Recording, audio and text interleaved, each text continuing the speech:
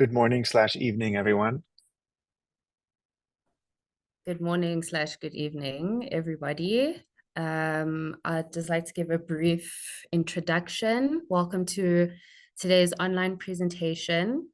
I'm Dino Prof, and I work at VED, and I'll be moderating Professor Nathaniel Stern's presentation, which falls under our Intra-ACTIONS series. It is the second iteration of a series of engagements initiated by the University of Johannesburg's newly established Creative Microbiology Research Collab, which is also known as the CMRC, and it is the first bioart creative research program and laboratory in Africa. So I'll start by giving you some background and context on the CMRC. It is a collaboration between VED, which is the Visual Identities in Art and Design Research Center, located in the Faculty of Art, Design and Architecture, and the WHRC, which is the Water and Health Research Center located in the Faculty of Health Sciences at UJ.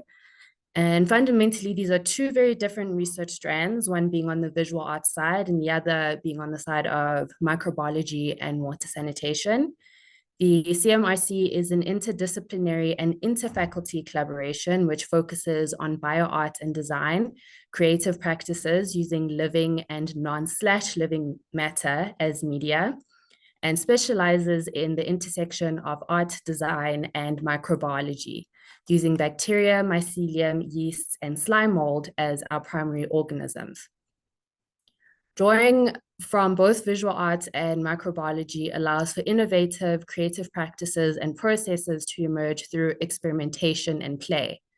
These are different kinds of outputs, sensibilities, aesthetics, research protocols, as well as tools and technologies that inform this connection, or rather intra-connectedness, to use a term coined by Karen Barrett. The connection of these two disciplines come together to be able to produce the kinds of amazing work and outputs that we see from many bioart practitioners, such as Professor Nathaniel Stern. In his multifaceted project titled The World After Us, Stern addresses the ecological impact of e-waste in the world, and in doing so raises pertinent questions around capitalism and its environmental footprint in the production and subsequently overconsumption of technology. The Wall After Us is a gallery-specific installation featuring outdated and degraded electronic waste, such as keyboards, tapes, cables, and drives, in which living plants grow. The intermingled cables and plants cling to and climb up the walls to create an overwhelming and affective sense of what we use, what we throw out, what this waste matter might grow into, and how the earth may or may not claim it. Through the work, Stern poses a series of questions, some of which he will address in his presentation today. What will happen to our electronics over time?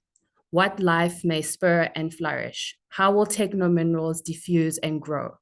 What are the implications of those happenings? Can we plan and act toward new and different possibilities and potentials? Can we reinvent what digital waste might be? And in this, how might we imagine more sustainable technological futures? Stern is a full professor in art, mechanical engineering, and entrepreneurship at the University of Wisconsin-Milwaukee.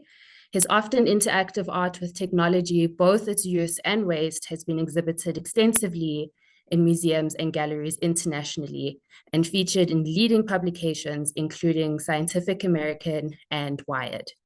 He has contributed to numerous books and research journals and is the author of Ecological Aesthetics, Artful Tactics for Humans, Nature, and Politics, as well as Interactive Art and Embodiment, the Implicit Body as Performance. Stern has been a research associate with VED for more than a decade and was just featured in the CMRC's launch exhibition in July titled SymBioArt at the Fada Gallery here at UJ. Before I hand over to Nathaniel, I'd like to get some housekeeping out of the way. We will try to keep the presentation under 30 minutes or so and then reserve an additional 30 minutes thereafter for questions and comments. At that point, you can raise your hand and unmute yourself, or you're more than welcome to leave questions in the chat. Should you be interested in any other programming that VED or the CMRC still has lined up for the remainder of the year, please leave your email addresses in the chat and we'll add you to the mailing list. Over to you, Nathaniel. Can you give me the ability to share my screen?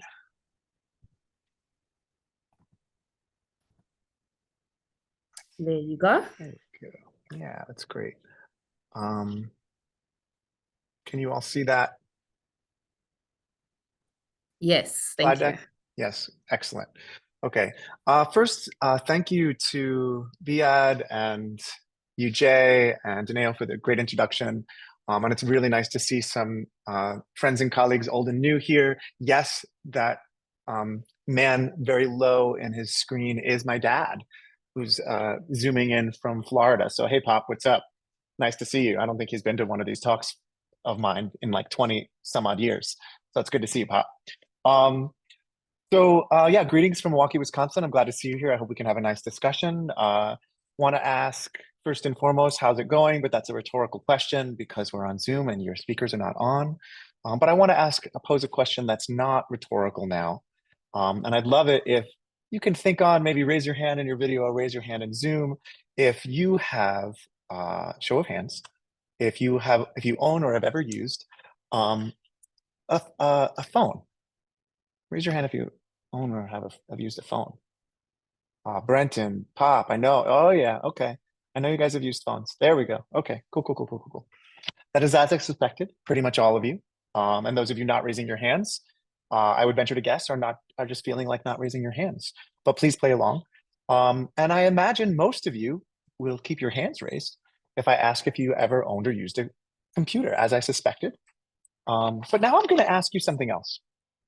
I'm going to ask you to close your eyes just for a moment and try to picture in your head, try to remember the first such device that you had, your phone or your computer that you remember using or owning. And then take that device and try to image or visualize where that machine, where that computer or that phone might be right now. It's a little harder, isn't it? If you ask, where is it? You can open your eyes if you want. So this is the kind of question I wondered about 5 or so years ago. I wondered where my phones were, and I took it a step further still. I asked, where will our phones and computers be in 100 years, in 1,000 years, in a million years? What will they look like? What will happen to them? What stories might they tell about us, about the environments they're a part of, about themselves? Because we don't think of our phones or computers as so much garbage. I mean, some we do, and I'm not naming any BlackBerry brands here, but we don't think of them as waste. And I want to know how our devices will weather or grow over time. What else might our electronic waste be, and how might we sense and feel this? Where could computer media lead our environmental and economic politics? Can we plan and act toward new and different possibilities and potentials? And in this, might we image, that is, use aesthetics to open possibilities toward more sustainable technological futures? So I started to image techno-aesthetic futures by literally weathering devices. I tested out different methods of artificially aging and otherwise transforming electronic waste. For example, for fossils with a pH, and I called this one burner phone, hashtag sorry, not sorry. I subject media devices to extreme heat and cold, artificial pressure and geological time or other intense conditions that weather and turn these materials into something else. I might cook, freeze, burn, smash, blend, and more. And I put the results on exhibition in beakers and tubes, on pedestals and stands as archaeological finds and/or photographic images. I've heard that was my first phone, and God, I hated how that one felt on my face. Or been asked, have you tried stomach acid? Yep. And ceramics kiln? Yes, please. I also went kinetic with my live water fountain that cracks and peels the glass off of a different iPhone over the course of each show, and a regularly flipping hourglass that similarly sands down and splits a smartphone across each exhibition. There's a kind of seriously playful and playfully serious intervention into the emotional and utilitarian relationships we have with our digital devices when we think of them not only as ways of connecting and working, but as our personal garbage, as an artifact, a raw material. as clay or slime, or so much plastic or solder and toxins, as pieces of time, as pieces of a time, as eventually old and degrading and problematic, rather than new and exciting or needing replacement for that matter. This is matter that matters. On an intimate level, I try to have us look again at our waste. And systemically, I ask, where and how might aesthetic encounters with and around science and technology, computers and waste, life and matter, create new theories and goals, new experiments and projects, new research, new disciplines, and more? As I progressed with fossils, I wanted to aesthetically beget so much, as artists do, but I wanted to use computers, for example, sorry, I'm going the wrong way here, to explore race, turn them into modes of transport. I tried to turn a computer mouse into charcoal. And I didn't stop with what I could accomplish in my studio, reached out to other researchers, engineers, and scientists who are experimenting around climate change, alternative fuels, compostable plastics, and more. This led me to a collaboration with Dr. Johannes Lehmann, a professor of biogeochemistry and soil fertility management at Cornell University. And Johannes specializes in pyrolysis. Basically, he repurposes biological waste like restaurant leftovers or manure, food, cooking them in the absence of oxygen in his lab, and in doing so sequesters carbon dioxide from being released and warming the globe. And instead of throwing that waste in a landfill, he uses the biochars he produces to help with farming. So this is a triple win in terms of climate action, right? He's taking this biological waste and doing something with it. He's sequestering carbon and what he does with it, and then he's using it in the soil to enrich it. That's his soil degree. Oh, we lost screen here. Can you still see my screen? Did I stop sharing? You stop sharing. Yeah, the host, sorry about that. The host seems to have disabled participant sharing. Can we put that back on? Oh, here we go. Great. Sorry about that, everybody. You're ruining my vibe here, but just kidding. Okay. So to me, it was super interesting to see how similarly Dr. Lehmann's lab and my studio worked around hypotheses, sampling, and testing. Here, for example, we charred compact discs, CDs, playing with different temperatures, different rates of heating up, different amounts of cooking time. Here's a piece of an audio cassette, of which I have many. Hashtag aging myself. Sorry, let's see. There we go. A keyboard key from an old Dell that was aged. Remnants of a floppy disk's plastic casing. Some of these old manually punched cards that acted as binary code for early computing in their carbon mostly sequestered. And I actually joined Johannes and dozens of his peers for a conference around their work and climate change, then followed up with several days of my own experiments with his pyrolysis equipment. This is a charred hard drive. And it was really exciting for me to work in this science lab alongside PhDs of soil science. And they were excited to see me cooking computers. Clear function shown here, just left the right melted keys visible. This is a shard QWERTY keyboard to go with the previously shown mouse. A melted phone bending over backwards for me with the title Soil Science, more than a nod to Johannes's work. An entire floppy disk charred in a Petri dish. You can almost read Hewlett-Packard up there on the top left, an entire stack of melted floppies. So here, pyrolysis became an art practice, and my art practice scientifically worked towards sustainable alternatives to human-made waste. And yes, Johannes and I are still working together on many projects, artistic and scientific. In fact, we're publishing an article in MIT Press's Leonardo Journal next month around how scientists can work with artists to ask more interesting questions in their labs. I've been told that this work is hauntingly poetic, intense yet hopeful, sad and beautiful, all-consuming in our consumption. That's what I want. But to be clear, this is a show that is not meant to only inspire individual action, because the truth is individual action around climate change is simply not enough anymore. There are some really unnerving facts and figures to talk about. For example, in 2018 alone, which is when I started this show, more than 500 million mobile phones were sold worldwide. That's an average of more than 4 million phones per day and doesn't include the produced but unsold phones that will eventually become waste. Try to picture 4 million phones in your head. That's just one day. It's terrifying. Uh, Worse still, the e-waste we throw away is nothing compared to the damage we do by digging up the raw materials to create and then produce that hardware in the first place. I hadn't known this fact when I started my project, and it utterly floored me when I first encountered it.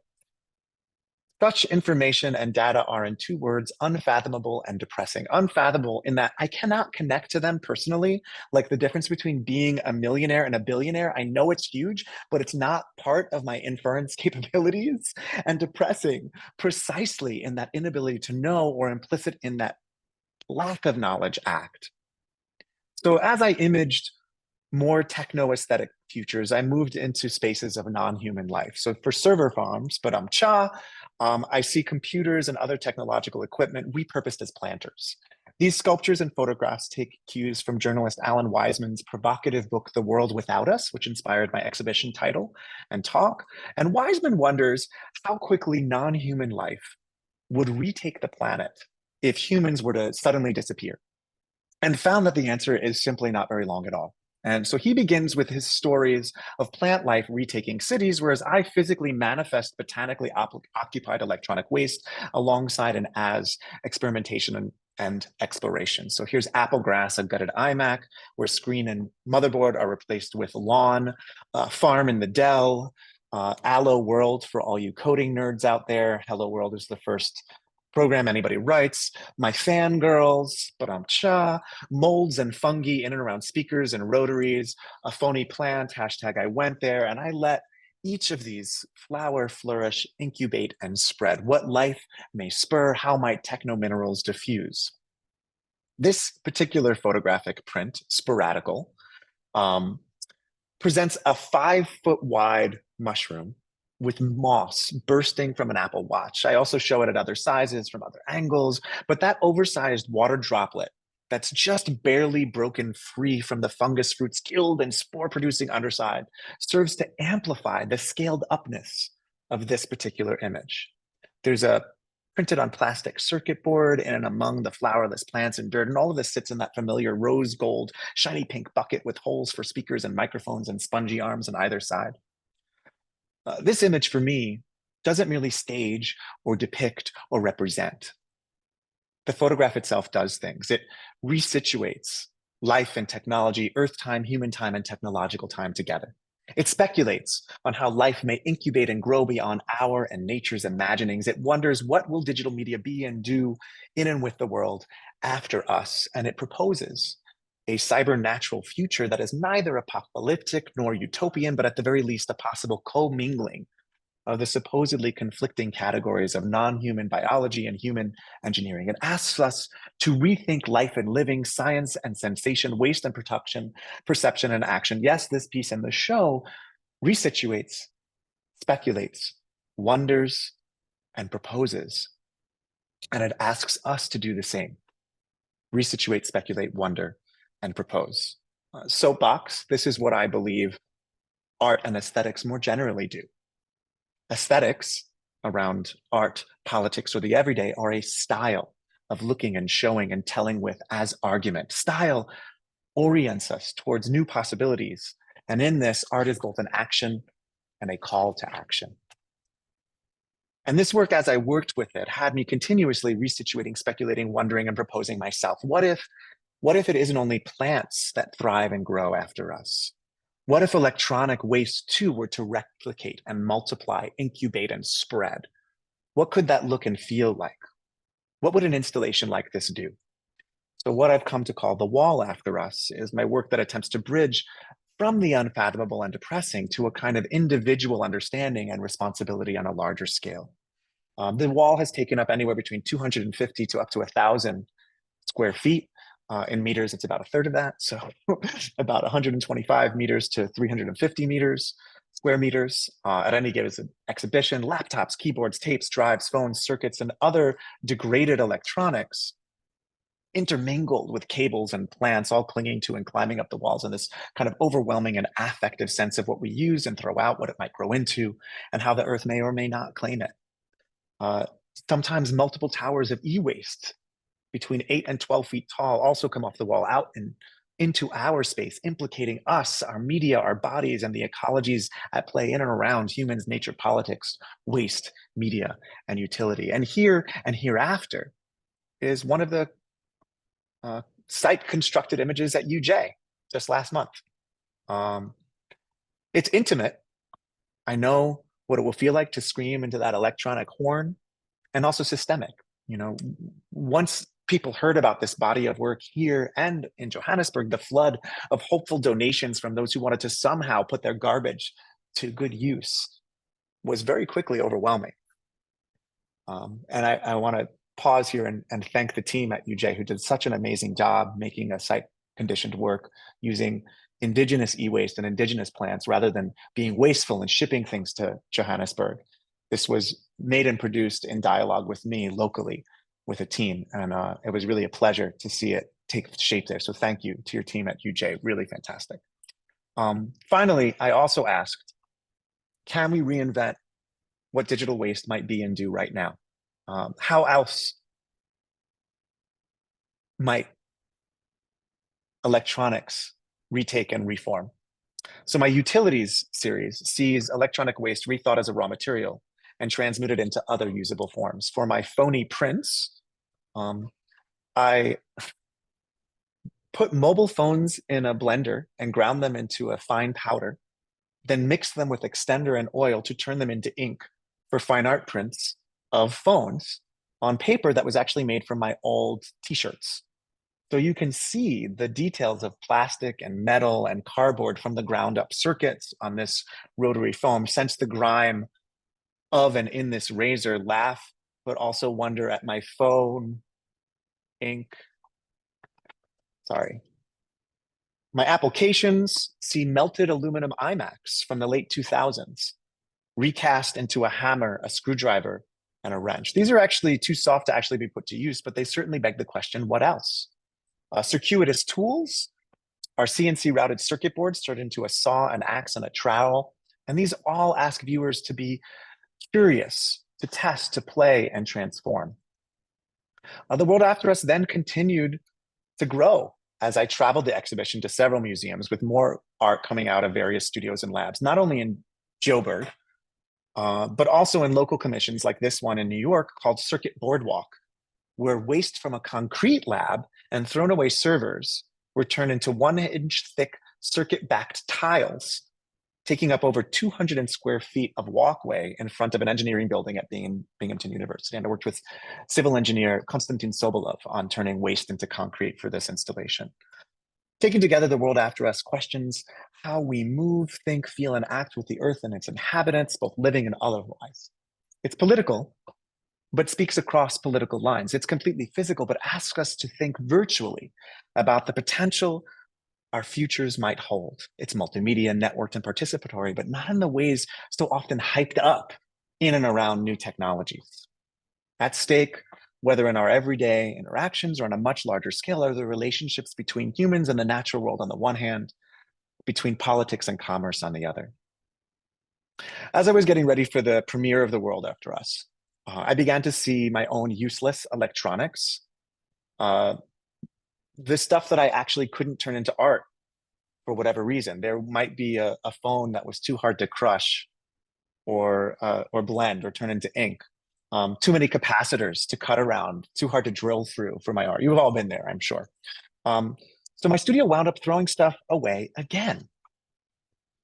But this time we wanted to try and do things a little bit differently as we learned from our own mistakes. So we in my studio, and I have a team of students I work with at any given time, a combination of, if they start off volunteering and then they move into pay and then they get titles.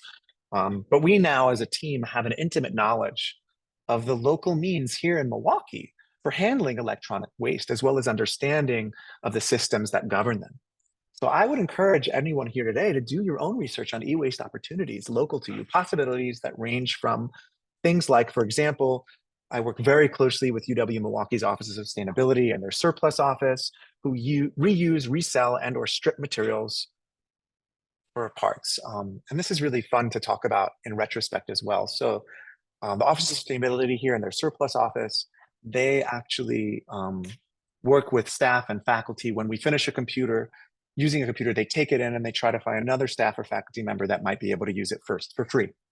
So for example, because I work with AI and video, I need a very high-end computer. An English professor might not need one. So they can cascade that down. Then we try to give it to grad students. Then we try to sell it to the public. Then finally, when there's nothing left and no one can use it, they strip it down, melt it down, and recycle everything. That's when I intervene. Between those 2 points, when it's no longer useful and they're going to strip it apart, I put it in my installations. And after 3.5 years of running my installations, I bring it back to that to still strip it down and recycle the art. I also think it's worth noting that when I sold a site-specific commission of the wall after us, 10% went to the studio assistants that were paid to work with me, and 10% went to the Office of Surplus. So for me, it's really important that I practice and perform and live and breathe the climate action, not just try to pedagogically teach others. Remember that first phone or computer I had you imagine when I started this talk? Think about how many you've owned since then.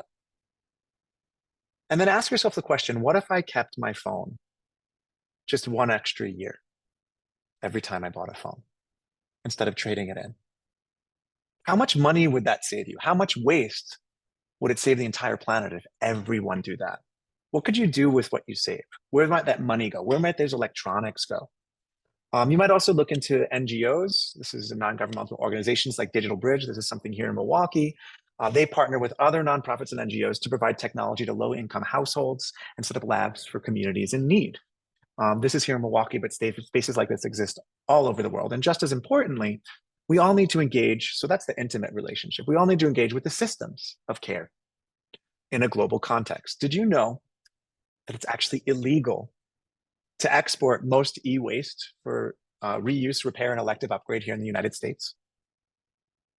There's a number of reasons for this, but the biggest one is because phone companies can sell new phones with lesser capabilities than our old phones in the first world to the developing world. And so in order to make more money, they just make more electronics rather than having them reused and recycled. But we regulate the Federal Drug Administration for what we eat and what we do. Why not regulate electronic trade and making it more ethically useful? Why not regulate manufacturers' mining, production, and recycling practices the same way we regulate food and drugs? We pay close attention to what we put into our bodies. Why wouldn't we do the same for what we output to our habitats? Regulate our waste, restrict planned obsolescence, reduce the toxic environments these all create. And I mean that in both senses of toxic environments. Can we offset both carbon and waste in this way? Tax polluters and use that money for cleanup jobs. Lobby our municipalities and local governments for those moss trees that guzzle up CO2. Ask Elon Musk to drill off-world, save things here and dig on Mars rather than moving there. It sounds crazy, but so did many of the things we now use and do on a daily basis in our pockets. Aesthetic action begets aesthetic action. By this, I mean imaging and imagining. Aesthetics can make and provoke the production of new futures, of more imaging and imagining, back and forth again, actions and calls to actions. This is and has been my project throughout more than 20 years as an artist, writer, and speaker. And there's one more thing. Change our intimate relationships with technology and waste. Yes, change the systems of care around them. And I also hope to inspire things that I cannot yet predict. Yes, recycle better, but we must also seek out questions, scientific experiments, aesthetic explorations, and political figurings together, since they were always already entangled. Rethink our geological futures through the ethical communion of media and nature, tend to and care for our world both for and after us. We can do better. We have to do better.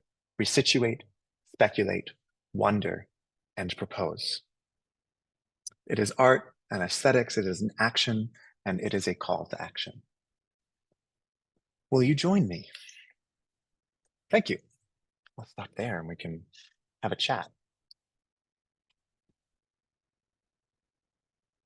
Thank you for that, Nathaniel. That was a great presentation. I'll now open the floor up to the audience. I see Ian is there clapping for you and applauding for your presentation.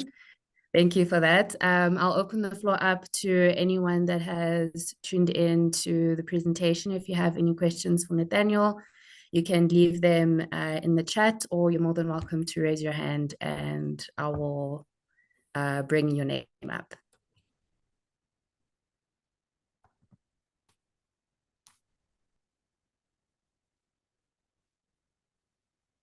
I know, I'm so intimidating.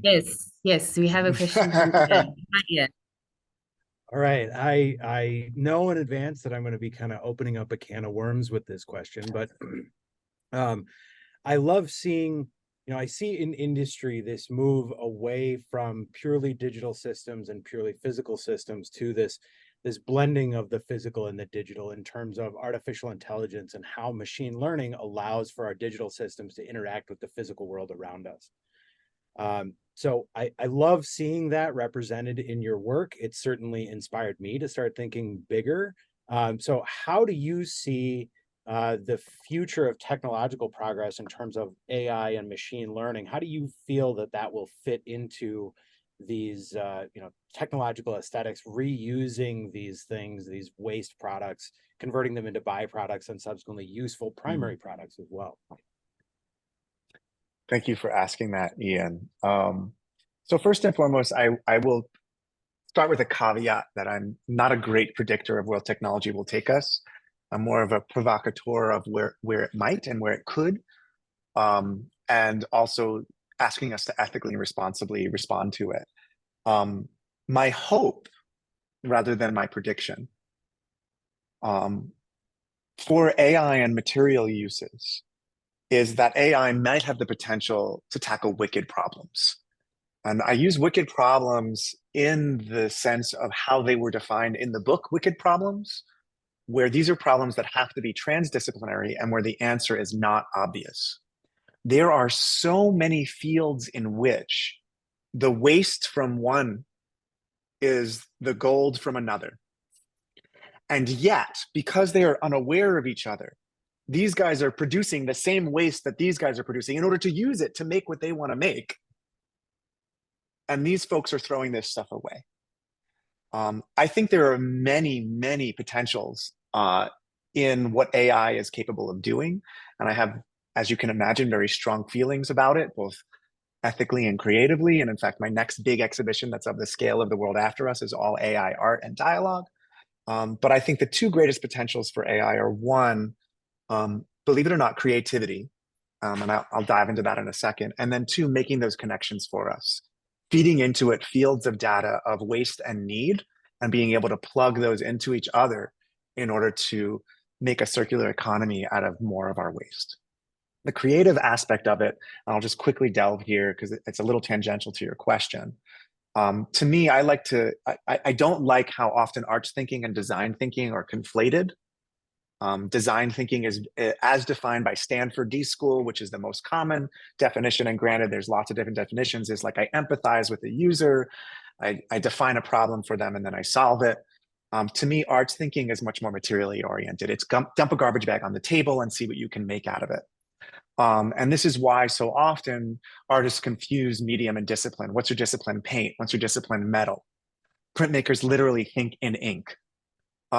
And so to me, AI is just another garbage bag. It's a way, it's a material of data. It's like pushing pixels around, and it's a way to, bring together this blue, that light, et cetera. And so I think those to me are the two areas of AI with the most potential, making connections we can't see because of the significant amount of data there. And then also creativity with AI. I'll throw out one quick last thing because I can talk forever. I'm going to cite my friend Sasha Stiles, who's an amazing AI poet based in New York.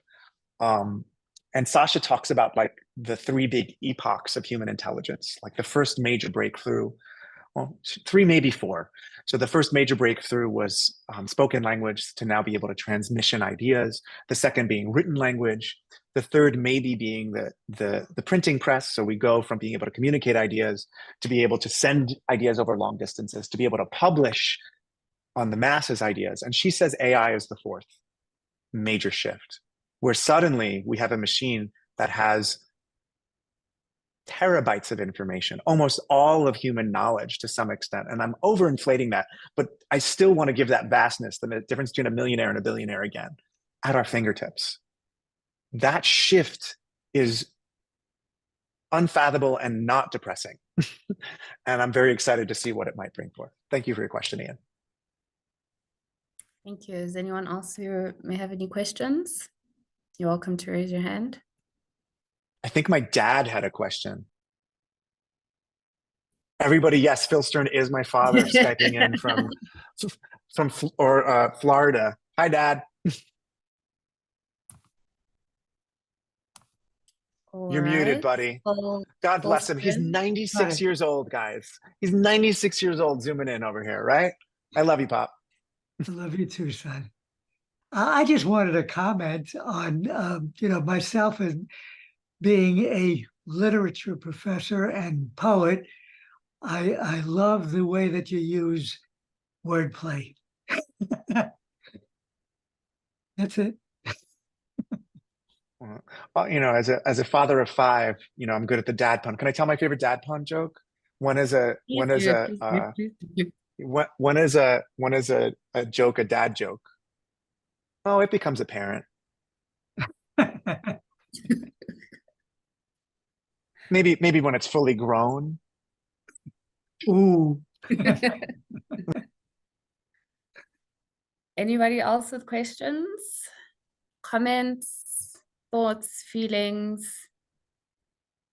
All right, I'll pose a question. I have a question for you, Nathaniel. So the kind of key points that came up in your presentation were overconsumption, disposal, production, and storage. Now, in relation to the energy sector, at least on a global scale, what more do you think the energy sector could be doing to kind of combat those four key points? Thank you for that question. And it's funny, it's one of the things I didn't do in this show because I thought if I only touched this topic in relation to other things, it would do a disservice rather than engage with it. So the energy problem, I think, is twofold for the most part. And first of all, the waste is really important around mining and et cetera. But the energy problem is twofold. One is the production of energy itself. And two is, given how we use energy storage. And these are two huge technologies that need to be relooked at. First and foremost, with regards to energy, and I know this might be controversial to some, I am pro-nuclear. I do not think we can go green technology fast enough to save the planet at this point. We have accelerated too far. And I think we need to be investing more in fusion potentials and also in better methods of fission. And honestly, most of the nuclear research happening now that's not fusion related is not great. A lot of people that agree with me are doing small scale fission reactors, and those are actually not much better for the environment. But I think in terms of the mass consumption we have, the idea of asking the developing world to sacrifice some of their energy, the idea of asking us to sacrifice some of our energy it's not going to happen. And so in terms of creating that energy, I'm very pro clean nuclear energy, which is a possibility once we figure out fusion. And we're closer than we ever have been. The second half of that is storage, because so many of our batteries for cars and laptops, et cetera, are a danger to the environment, are a danger to ourselves. Lithium ion is problematic. And we forget how new actually working good rechargeable batteries are. And so I think we need to invest in battery production that can happen locally and that can be recycled more easily. One example is I'm a huge advocate of sodium ion batteries. So lithium ion batteries use lithium, which is very hard to come by. which is, mined in problematic spaces. They also use cobalt. There are physicists out there who have managed to replace lithium with salt and have managed to replace cobalt with magnesium. We could build these anywhere. We don't have to ship all over the world. They're safer, and they already work at about 90%, depending on which you use, between 70% and 90% of what lithium ion can do. And so I would like to see us, in terms of the energy consumption, really, really invest in nuclear for energy production and better batteries and storage for our use in the everyday. Thank you for that question. Thank you for answering. If there isn't anybody else who would like to ask any questions, I do have one more question. This is more of a speculative one, and I did ask you this in our interview, which is featured in our catalog, which will be out very soon. And the question is, where do you see bioart in 20 years? Ooh, I don't remember what I said in that interview. I'm going to reiterate, I'm not a speculative, as speculative of a person. Well, no, that's not true. I am a speculative person. Let me rephrase that. I'm not a predictor of the future. That's a better way of saying it. What I will say is, I do think that the Tissue Art and Culture Project, where I know Leora did a residency, really have been pushing the limits and cutting edge around genetics and biology and tissues for a long time. What I'm excited about potentially seeing more and more of are two things. One is I'd like to see more organic computing possibilities. There have been some networks where people are using the wood wide web or mycelium networks to try and think in different ways. And I'm really curious about not just artificial intelligences, but natural intelligences. And I'd like to see where that might take us, to build ecological systems that we can understand in a way as thinking. And the second is I'd like to also see us trying to couple AI with biological forms. I think there's a lot of potential in that space, and I think we are going to see some really interesting bio artists play that out. Where I have seen things that I did not predict already that excite me greatly are those that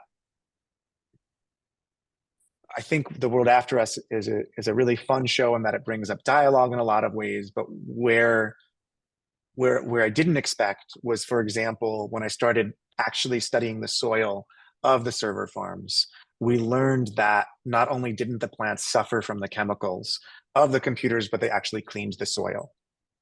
So I'm excited by artists who are treating their work as scientific experiments that might actually move towards potential solutions. And I'm not saying that artists are required to come up with solutions, because once you do that, you lose the novelty, right? I often say, like, if you're asking a question, you can either have it be novel or be utilitarian. You can't have it be both, because implicit in any question is an answer, but you can find novelty and then apply it elsewhere. And so I'm excited to see bioart that might actually be used to solve some of these wicked problems alongside AI. I think Brenton had a question. I'm sorry. Before Brenton, Julian Jacobson was first. Julian, Oh, okay. Hey, everybody. This is Julian. Hi. Great presentation, Nathaniel. I wanted to touch a little bit upon, like, your view of art for social change. I think, in my estimation, particularly how you focus on, the modern need. Artists are spiritual journalists in a way, and then in your, I think, conceptual exploration of a material in the phase change between, like, functional and obsolete, back to aesthetics. Kind of, it achieves this place where there's a cognitive phase change, and that's a social change, fusion with art, and this kind of spiritual journalism that I connect with. So I think about social change and your connection to that, and how you think social change connects to the arts and the role of an artist. Yeah, thank you for that, Julian, and thanks for your insight. So for me personally, as I kind of explicitly said in my, like, to me, art is always an action and a call to action. And I'm always interested in provocation and intervention and mind changing and trajectory changing. I think of my work as always already pedagogical in many ways. And I am a teacher for a reason. I love being a professor. I love teaching classes. I teach everything from intro straight to grad and PhD. And in fact, those are my favorite, the edges, like not the middle, but like intro, like awakening, and then grad, depth deepening. I want to make clear, I don't want to devalue other forms of work. I think those people who are seeking beauty or personal, asking more personal questions or inviting others into their narrative, I think there's always space for empathy for ourselves and each other and the world around us. And I value that kind of work. And I make work that is also much more playful and much more about engaging with those kind of ecological, beautiful things, and you nailed it in that my favorite kind of work is the kind of work that inspires people, right? So I talked about during my talk, like the intimate, the systemic, and the inspirational. And that for me is the most exciting when I meet a student or a person at a company who changed their career or changed their company policy based on something they heard or saw at an exhibition or a lecture of mine. It's devastatingly beautiful to know that you get to have that kind of impact, and I'm very grateful for it. And it's happened more often than I ever anticipated. And I hope to continue to have that kind of impact. So yeah, you nailed it. You're absolutely right. And I think to me, and again, not everyone, I don't believe you have to work this way, but to me, an artist, I like being an artist who is also a public figure, as both engaging and engaged, who has to practice what I preach and model for others what can be. Thank you for your thoughts, Julian. Brenton, you're up next. Sure. Thanks, Anaya. Nathaniel, hi. Thanks. That was a really interesting talk. And I mean, what really stood out for me while you were talking was just kind of how enthusiastic you are about this project. And just for people in the room, I work with VIAD, and I worked with VIAD in producing this work in Johannesburg. And I mean, that kind of like sense of enthusiasm that you have when talking about this work also really came through with the producing of the work. I mean, when we went around trying to locate the waste, trying to source the plants, explaining to people what the project was about, I mean, without exception, the response was overwhelmingly enthusiastic. And that kind of comes across in the installation also. It comes across in the audience interaction with the installation as well. I mean, we watched people visit the exhibition or doing the walkabouts. And I mean, that word enthusiastic really kind of, you know, exemplifies what that interaction was between the producers or the originators of the equipment, and then also the visitors to the exhibition. That word enthusiastic. And for me, I mean, that's a really important aspect of this project. You know, it takes what essentially is a sort of inert dead material and imparts to it a kind of sense of enthusiasm, gives it a voice. Basically, it takes a sort of dead, silent piece of equipment and gives it a voice. And so my question, I suppose, I'm not really sure what the question is. It relates to something about how, because there is a definite form, a new kind of communication that you get across in this work. Kind of getting a living plant material to be in communication with a dead, inert piece of technology, and getting those to talk to each other, and then also getting the whole thing as a whole to communicate to the visiting public, to the world out there. So I suppose my question relates to this form of communication. How do you have any kind of like conceptual planning?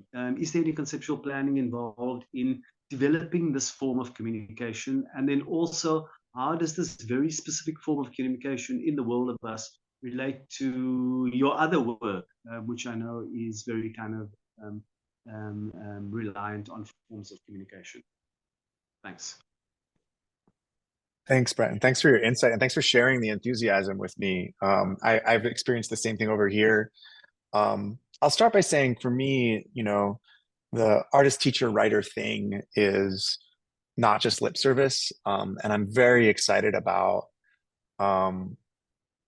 sharing and getting others enthusiastic about making change and being creative in more ways than one. And so, in fact, at every this show is at complete whole has been to 3 museums, and then there's also been some smaller, if you could call the installation at UJ small, but some smaller installations from it. And so, at every one, there is a talk, there is a panel, there is a workshop, there is a call for donations.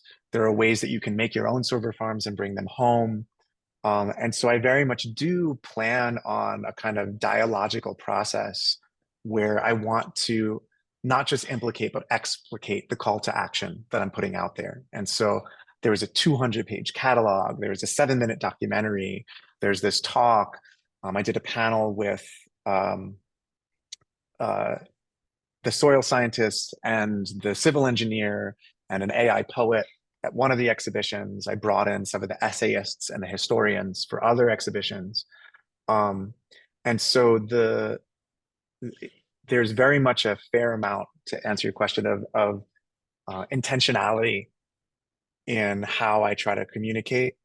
I also, as a teacher and a father, I don't believe learning should always be easy, but I do believe that it should engage and excite and make you enthused, or at least that's the best way to teach, is to have people want to learn and ask questions.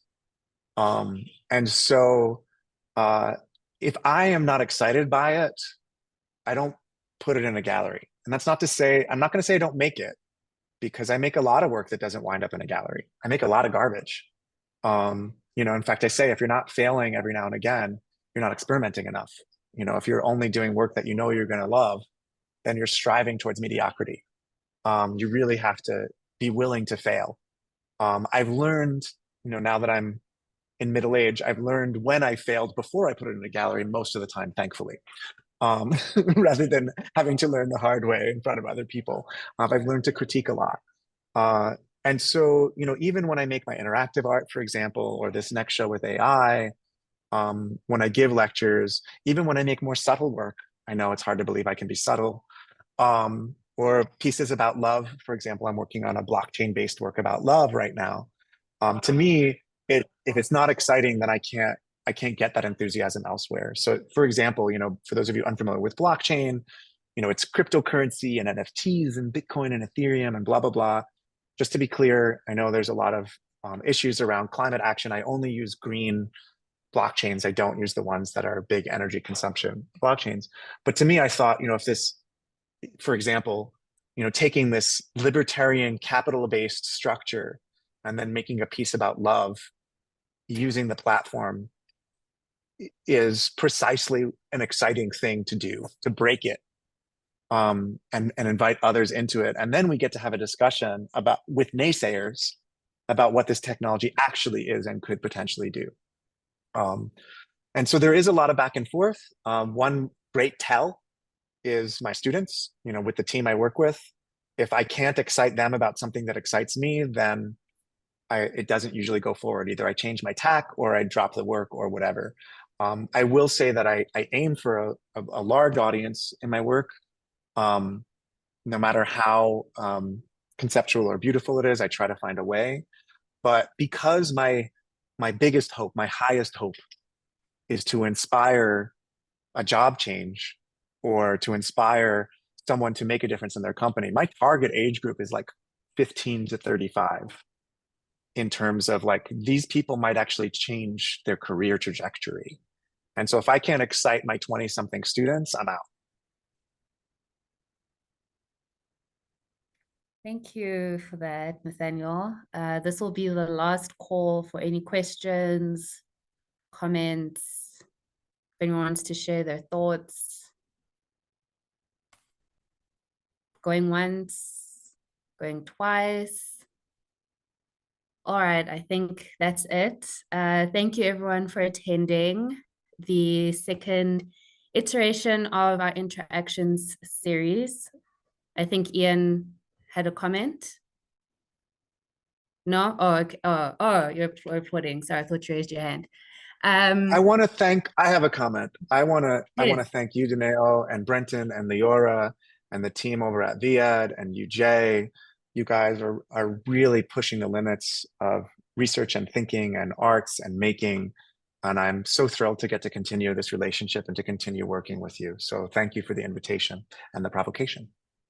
Thank you so much for doing this panel discussion. Thank you for still being a part of VED for all the 10 years that you've been a research associate. It's been great to be exposed to your work and get to work with you in some respects, not just on the exhibition we had now for the CMRC, but also collating information for research outputs and creative outputs and whatnot.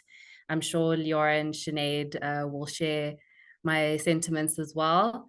And I think with that said, we can end it here. Thank you again to everyone for attending. This is now the end of Interactions Part 2. Thank you. Feel free to reach out to me if you have any questions as well. I'm super nice. He really is. He really is. All right. Bye, everyone.